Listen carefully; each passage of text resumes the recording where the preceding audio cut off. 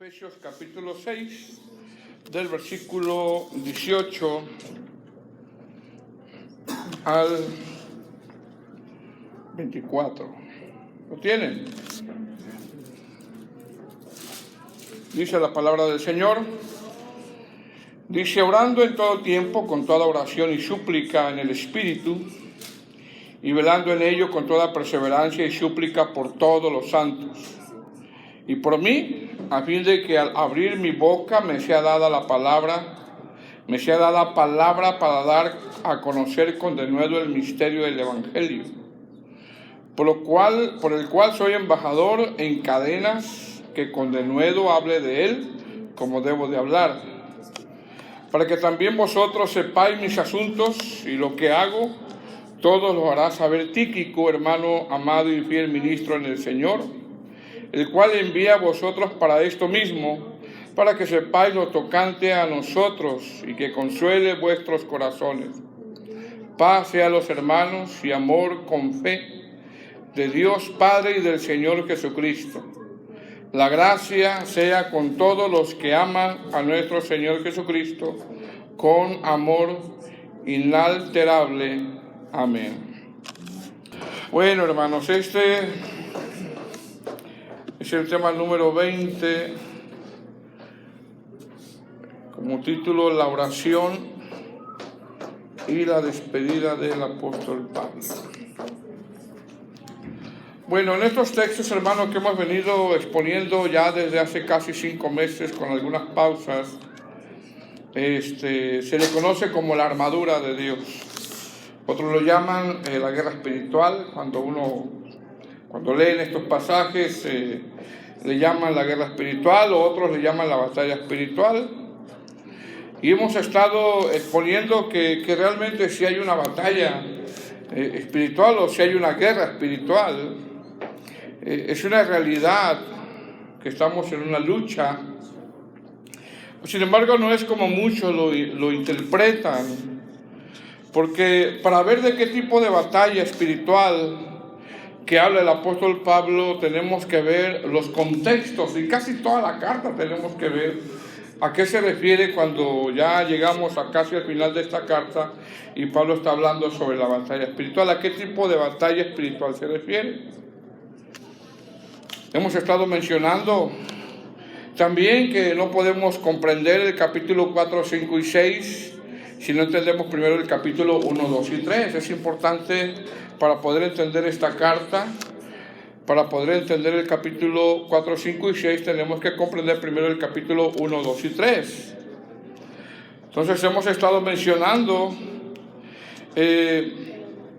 sobre lo que el apóstol Pablo está hablando aquí, sobre esa batalla espiritual o esa guerra espiritual, que para poder entenderla necesitamos primero comprender el capítulo 1, 2 y 3 y saber qué tipo de batalla estamos peleando. Porque, como hemos dicho anteriormente, muchos interpretan que batalla espiritual es hacer actos proféticos. Yo sé que usted lo ha escuchado, lo ha visto. Otros interpretan que la guerra espiritual es dar gritos de guerra, es cancelar. Otros hacen cultos de rompimiento. Vamos a hacer un servicio de rompimiento y vamos a hacer una guerra espiritual. Otros buscan demonios en todo lugar, en la sopa, en el café, en todo lugar. Y no es así.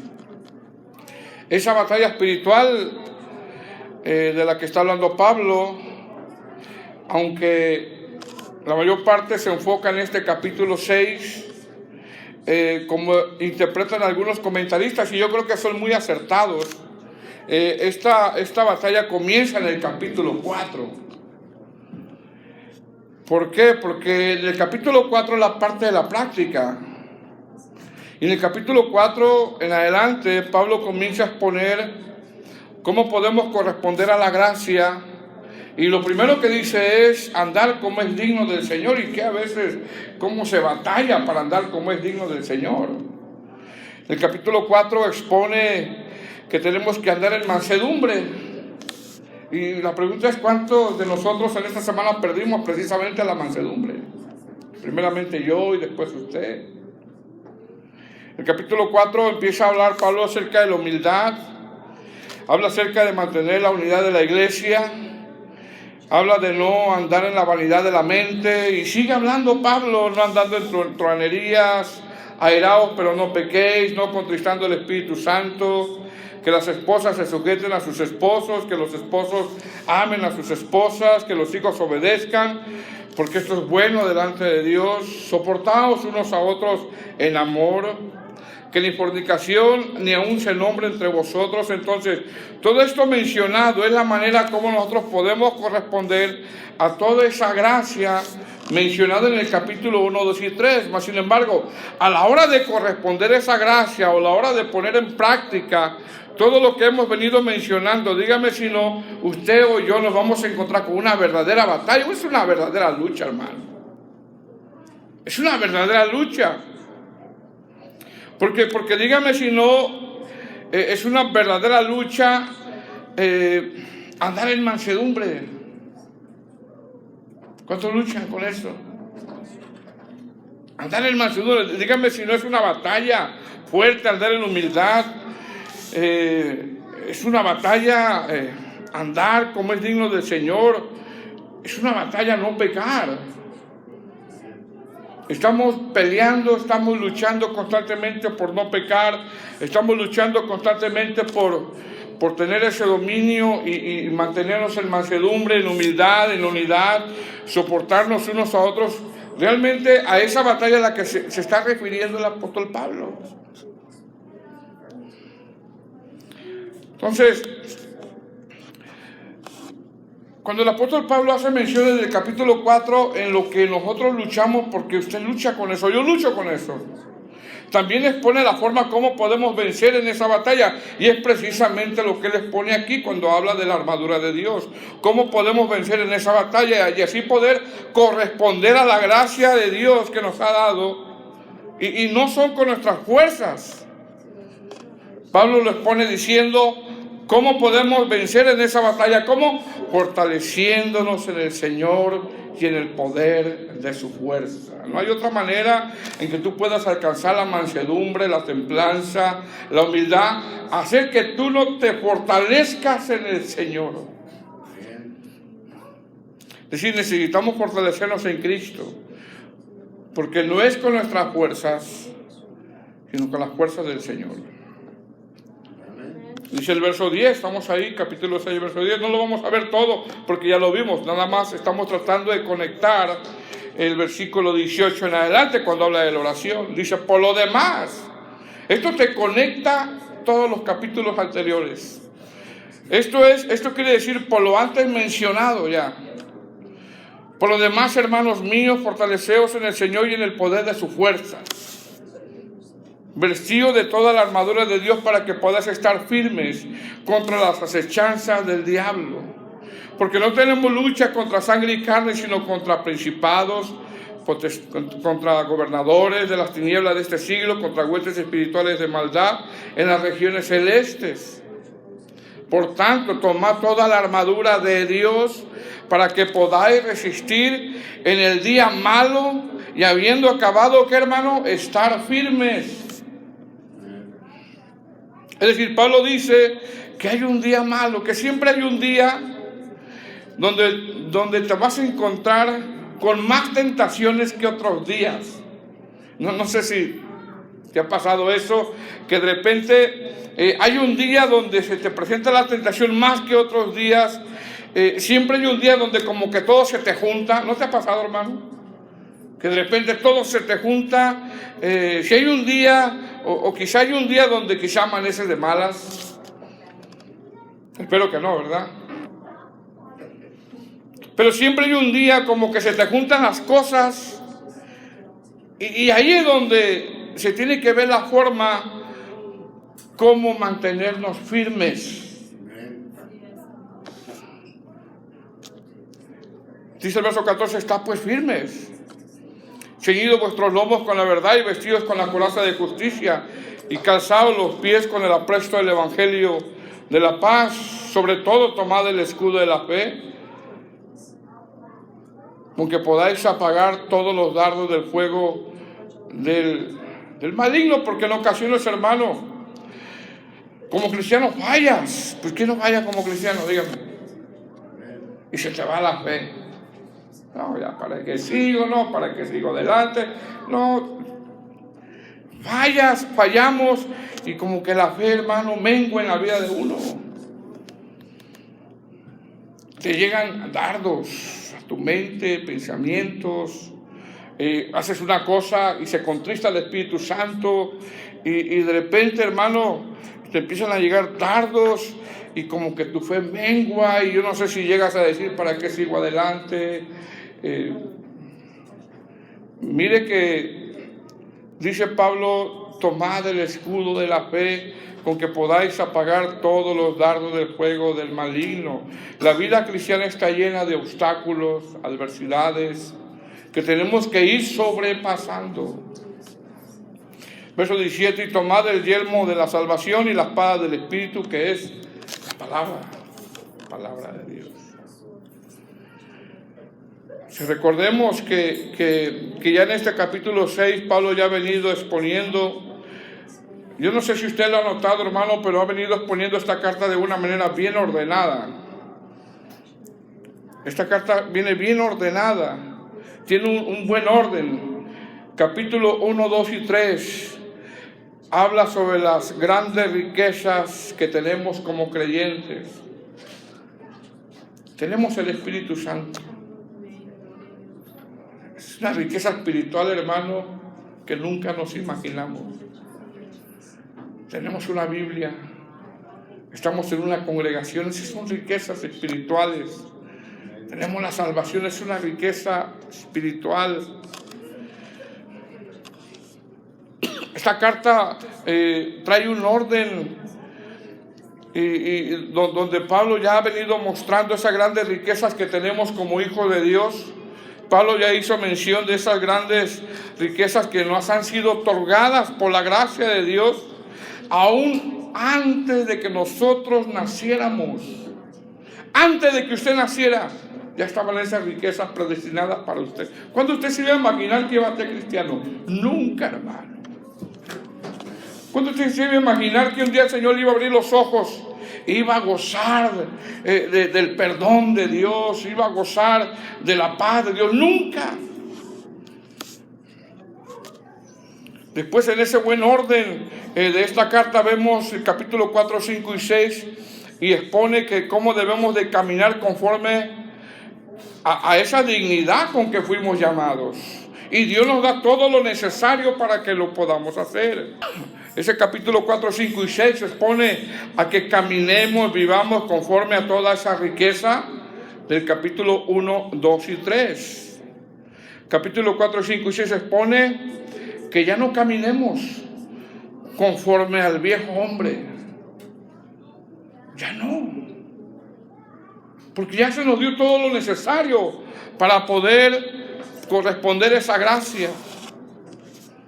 Entonces, si vemos el orden en esta carta,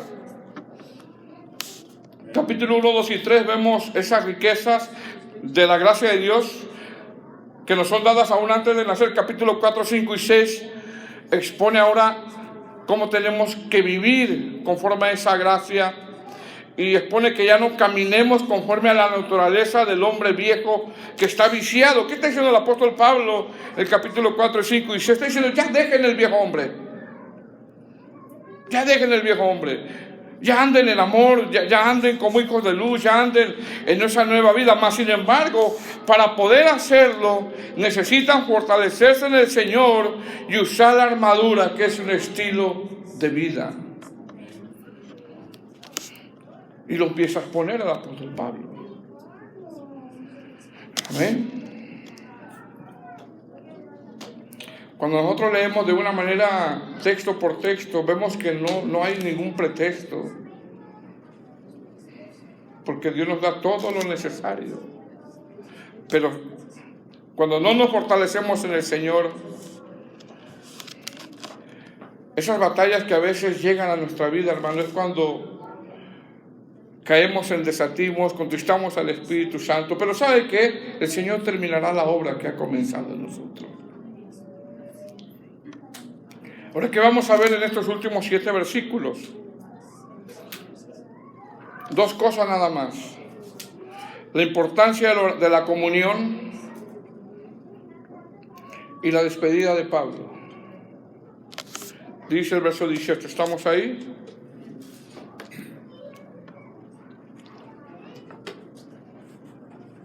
Dice, orando en todo tiempo, con toda oración y súplica en el Espíritu, y velando en ello con toda perseverancia y súplica por todos los santos. Mire cómo dice, hermano. Ahora, si yo le pregunto, ¿quién quiere tener mansedumbre? Yo creo que todos dijeran, yo el primero, todos queremos tener. Bueno, la pregunta es, ¿estamos orando todo el tiempo? ¿Cuántos quieren humildad, mansedumbre? ¿Esto qué tenemos que hacer? Orar. ¿Cuándo? Todo tiempo. Ahora, Pablo en esa misma línea de pensamiento expone que para fortalecernos en el Señor, que se necesita comunión. Y no puede haber comunión con Dios si no hay oración. Entonces, Pablo en este texto pide que se ore en todo tiempo. Ahora, ¿qué significa orando en todo tiempo, hermanos? La palabra tiempo es una palabra griega que es kairos, que significa en toda oportunidad. Pero cuando yo leía la Biblia interlineal, me da la traducción griega en toda oportunidad y en toda edad. En toda oportunidad y en toda edad. Dice, es interesante cómo la Biblia interlineal en griego te lo traduce como en toda oportunidad y en toda edad. ¿Por qué? Porque si yo ya tengo un año de cristiano, yo ya tengo que saber cómo orar. Ya tengo que saber. Si yo tengo un año o 2 años de cristiano, ya tengo que saber cómo orar. Los niños tienen que saber cómo orar. Los adolescentes tienen que saber cómo orar. Increíble que a veces no saben cómo orar los adolescentes. Pero más increíble que los adultos no saben cómo orar.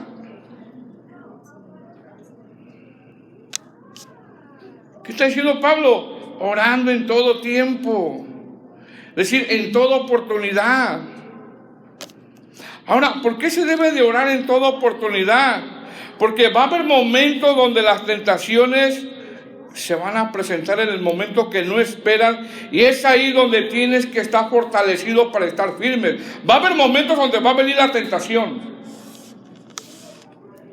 y es ahí donde tienes que estar firme. ¿Y cómo vamos a estar firmes, hermanos? Orando en todo tiempo. Por ejemplo, va a haber momentos o va a haber días donde la esposa no va a querer sujetarse a su esposo. Va a haber días así. Va a haber días en que ya fuiste quizá manso, pero va a haber otras en que digas, no, ya no voy a ser manso. Va a haber días así. Va a haber días que vas a decir, no, ya yo aguanté mucho, ya se acabó el cristiano. Bueno, quizá están dudas si fue cristiano. Decía un hermano, Señor, déjame no ser cristiano por 5 minutos para agarrarme a este, decía. Hermano, va a haber momentos donde va a venir la tentación fuerte.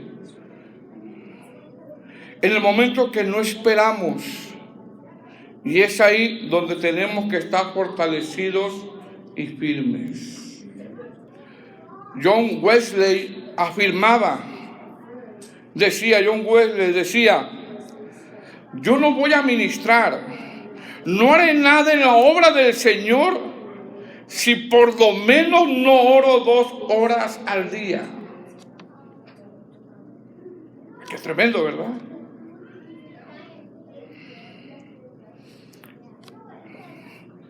¿Qué está haciendo el apóstol Pablo? Siguiendo en esa misma línea de pensamiento, expone que para fortalecernos en el Señor, dice, orando en todo tiempo, con toda oración y súplica en el Espíritu, y velando en ello con toda perseverancia y súplica por todos los santos. Todos los que estamos aquí queremos tener mansedumbre, queremos tener humildad. Entonces es una suposición, yo sé que la tienen. Pero si no se ora, es muy difícil que pasemos esas tentaciones que vienen. Pablo está diciendo, aprovechen las oportunidades para orar. No, es que tengo un día muy ocupado. La verdad, hermano, es que si analizamos bien nuestro tiempo, sí hay tiempo. La verdad, sí hay tiempo para orar. Dice Pablo, con toda oración. Esta palabra con toda habla de que la oración ha de llevar esos ingredientes que nos hacen depender de Dios. Por ejemplo, cuando habla con toda oración, se refiere, por ejemplo, agradecimiento, una oración de agradecimiento, una oración de intercesión, una oración de acción de gracias, ruegos, súplicas, oración y adoración. Con toda oración. Sigue diciendo el texto. Dice, y súplica en el Espíritu. Súplica en el Espíritu. Ahora, algunos interpretan, hermanos, que cuando Pablo aquí dice súplica en el Espíritu, pues yo lo he escuchado de algunos hermanos o pastores, y dicen que cuando dice aquí súplica en el Espíritu, está hablando de orar en lenguas. No, es que aquí habla de orar en lenguas. La verdad, pues no dice orar en lenguas, ¿verdad?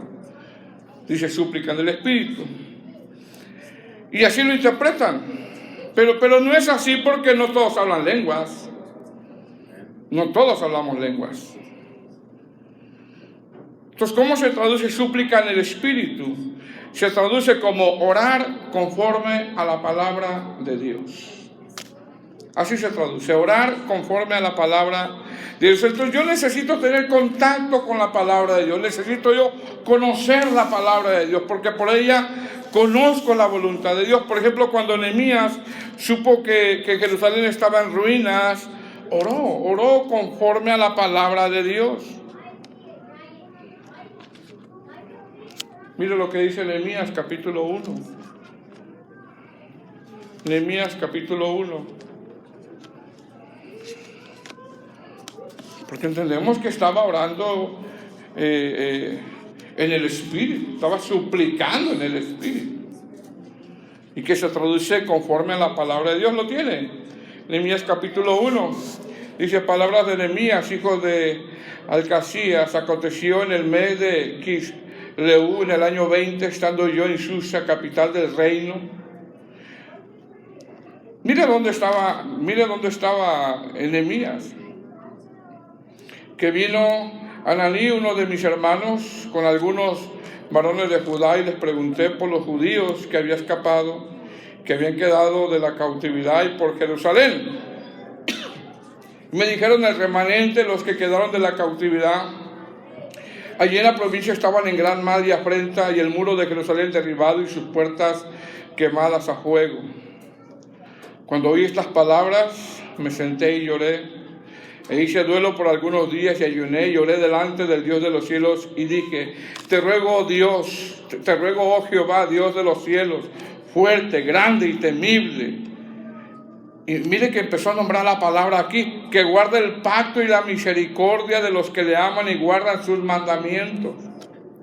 Esté ahora atento tu oído y abierto tus ojos para oír la oración de tu siervo, que haga ahora delante de ti día y noche por los hijos de Israel, tus siervos, y confieso los pecados de los hijos de Israel que hemos cometido contra ti. Sí, yo y la casa de mi padre hemos pecado en extremo, nos hemos corrompido contra ti, y no hemos guardado los mandamientos, estatutos y preceptos que diste a Moisés tu siervo. ¿Qué está citando Nehemías? La palabra.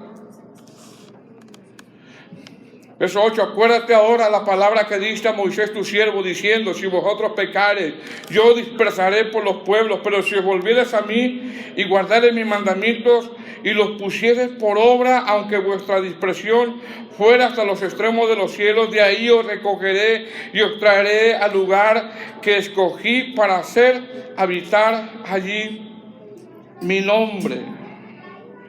¿Qué está citando Nehemías? Está citando la palabra. Dice, ellos pues son tus siervos y tu pueblo, los cuales redimiste con tu gran poder y con tu mano poderosa. Te ruego, oh Jehová, esté ahora atento tu oído a la oración de tu siervo, a la oración de tus siervos, quienes desean reverenciar tu nombre. Concede ahora el buen éxito a tu siervo y dale gracia delante de aquel varón, porque yo servía de copero de ley. ¿Sabe qué, hermano? Nehemías tenía la vida resuelta ahí. Nehemías vivía ahí con el rey. Y vamos a suponer que tenía la vida resuelta, no necesitaba a él.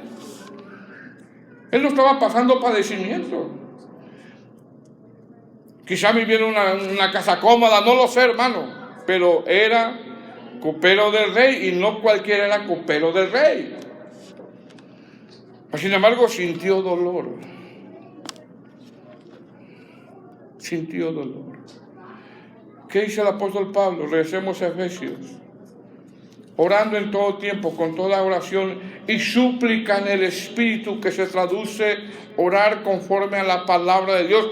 Pero para eso yo necesito conocer la palabra de Dios.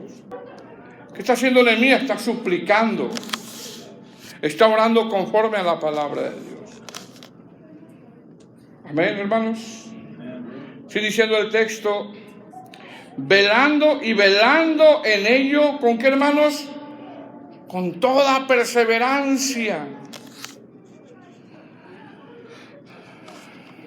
Con toda perseverancia. La Biblia interlineal lo traduce como absteniéndose de dormir. Voy a orar y quedas bien dormido ahí. Vine a orar a la iglesia y está roncando. A orar, Bueno, así lo traduce la Biblia interlineal. La palabra perseverancia tiene que ver con ejercitarse, con hacerlo constante, con ser diligente en la oración. O sea, tenemos que entender la batalla que estamos librando, la batalla por la unidad de la iglesia, la batalla por la mansedumbre, la batalla por ser humildes, la batalla por soportarnos unos a otros, la batalla por andar como es digno del Señor. ¿Y cómo? Tenemos que pelear esa batalla orando en todo tiempo, con toda oración y súplica del Espíritu, y velando también, perseverando también. Porque si no perseveramos, recuerda lo que pasó con Pedro, hermanos. No estuvo velando. ¿Qué hizo Pedro? Le cortó la oreja a Malco. Y después de que le cortó la oreja a Malco, negó al Señor no solamente una vez, sino 3 veces. ¿Qué nos enseña esto? Que si no estamos orando, de repente le vamos a cortar la oreja a Malco. Dice, con toda perseverancia, habla de no dar oportunidad a la carne. Gálatas 5:17 dice, porque el deseo de la carne es contra el espíritu y el del espíritu es contra la carne, y estos se oponen, habla de una lucha, estos se oponen entre sí para que no hagáis lo que quisiereis. Y termina diciendo en ese texto Pablo, y súplica por todos, dice, por todos los santos. ¿Por qué por todos los santos, hermanos? Porque somos un cuerpo. Somos un cuerpo. Porque todos debemos de andar en amor. Porque todos debemos de andar en humildad. Porque todos debemos de andar en mansedumbre. Porque todos, hermanos, tienen unos una batalla de una forma y otros tienen batalla de otra forma. Quizá unas hermanas batallan con algo y con otra cosa no, y quizá otras batallan de diferente manera, pero todos estamos en una lucha. Verso 19. ¿Estamos ahí? Dice el apóstol Pablo, y por mí, y hay una coma ahí, y por mí.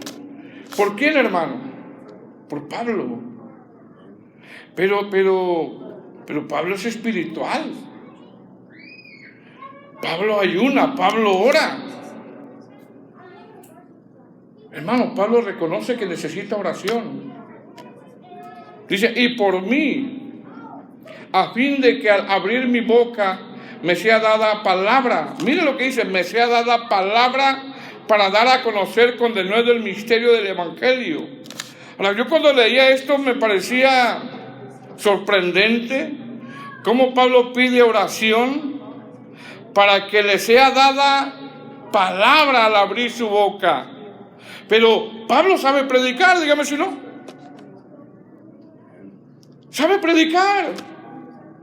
Es más, si alguien sabe cómo predicar, cómo exponer las escrituras de una manera exacta, es el apóstol Pablo. Casi él escribió casi todo el Nuevo Testamento.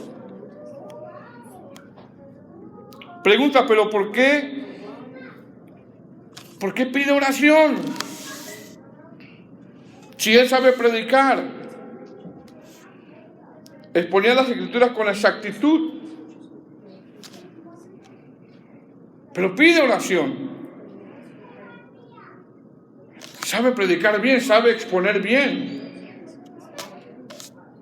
Dos cosas hacía muy bien el apóstol Pablo. Número uno, predicaba el Evangelio de una manera muy exacta, tanto que casi todo el Nuevo Testamento él lo escribió. Y dos, era un buen plantador de iglesias. Eso lo hacía bien él. Y esto es algo como, por ejemplo, es como si yo, hermanos, es como si yo quisiera tocar el bajo. Yo no lo sé hacer.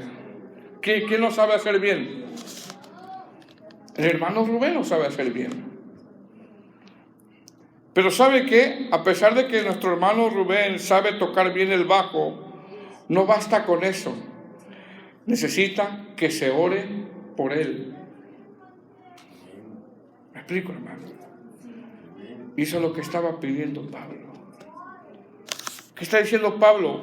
Pide oración para que pueda predicar el Evangelio. Y pide oración por todos los santos. No basta con que sepas. No, el pastor sabe predicar. No, hermano, yo necesito oración. Ay, el hermano canta. Si supieran lo que se sufre cuando uno canta. Se goza uno, pero... porque sabe que, por ejemplo, no es lo mío. ¿Cuántos más necesitamos oración? Dice el apóstol Pablo, y por mí, está pidiendo oración por él, de que al abrir mi boca me sea dada la palabra para dar a conocer con denuedo el misterio del Evangelio. Pablo, pero tú sabes exponer bien las escrituras. No, eso no basta. Necesito oración de la iglesia. Necesito depender de Dios. Verso 20, por lo cual soy embajador en cadenas, que con denuedo hable de él como debo hablar. Mira lo que dice, por lo cual soy embajador en cadenas. Es decir, ¿qué está diciendo él? Ese es mi llamado, predicar el Evangelio. Y pido oración para hacerlo bien, para hacerlo como lo debo de hacer. Pregunta, aparte del llamado a la salvación, ¿cuál es tu llamado dentro de la iglesia? ¿Y cómo lo estamos haciendo? La pregunta es, ¿estamos orando antes de hacerlo? ¿Estamos en comunión con el Señor antes de hacer las cosas que vamos a hacer para el Señor? Dice Pablo, orad por mí. Sí, necesito oración para llevar bien el ministerio que el Señor me confió. Verso 21. Para que también vosotros sepáis mis asuntos, si lo que hago con todos lo hará saber Tíquico, hermano amado y fiel, ministro en el Señor. Dice, ya Pablo ya empieza a dar su despedida, esperando que se van a fortalecer en el Señor, esperando que van a orar en todo tiempo, para que puedan vencer en esa batalla que todos nosotros nos enfrentamos, hermanos, día a día. La batalla por la mansedumbre, por la humildad, por soportarnos. Y sí se puede vencer en el nombre del Señor. Es con la fuerza del Señor. Ya del versículo 21 al versículo 24 ya está dando su despedida. Dice, para que también vosotros sepáis mis asuntos y lo que hago, y todo los hará saber Tíquico, hermano amado y fiel ministro del Señor. Es decir, Pablo quería que la iglesia supiera que él no estaba perdiendo el tiempo a pesar de las persecuciones que constantemente vivía. Algunos comentaristas interpretan que todas las iglesias conocían los sufrimientos de Pablo y vivían en esa incertidumbre. ¿Cómo estará él? ¿Estará en prisión? ¿Cómo estará en aquella ciudad? ¿Habrá mucha oposición? Siempre estaba esa incertidumbre. Dice, todo lo hará saber Tíquico, hermano amado y fiel ministro en el Señor. Verso 22. El cual envía a vosotros para esto mismo, para que sepáis lo tocante a nosotros y consuele vuestros corazones. Verso 23. Paz sea a los hermanos y amor con fe de Dios Padre y del Señor Jesucristo. La gracia sea con todos los que aman a nuestro Señor Jesucristo con amor inalterable. Amén. Y Pablo está orando, hermano, para que la iglesia de Éfeso tenga paz, fe, la gracia de Dios y el amor de Dios. Qué hermoso es tener la paz de Dios. Fe en momentos difíciles, en circunstancias difíciles, la gracia de Dios y el amor de Dios. Amén. Es decir, Pablo hace mención que la oración producirá fortalecernos en el Señor, y esto hará que nosotros andemos como es digno del Señor, y producirá paz, fe, gracia y el amor de Dios. Entonces, ¿qué está hablando? Sobre esta lucha que tenemos todos nosotros. Usted, hermano, yo, todos tenemos una lucha, una batalla. Uno de una forma, otro de otra forma, pero tenemos una lucha. Amén. Y la forma de poder nosotros vencer en esa lucha es no con nuestras fuerzas, sino fortaleciéndonos en el Señor. Luchamos por ser mansos, luchamos por ser humildes, luchamos por la unidad, luchamos por no contristar al Espíritu Santo, luchamos por cuando nos airamos en no pecar. ¿Sí o no, hermano? Luchamos todo el tiempo, en todo momento. Luchamos por ser diligentes, de no andar como necios, sino como sabios. Luchamos por aprovechar el tiempo. Y la única forma es fortaleciéndonos en el Señor, orando en toda oportunidad. Amén. Claramente esta carta nos expone todas las riquezas que el Señor nos dio.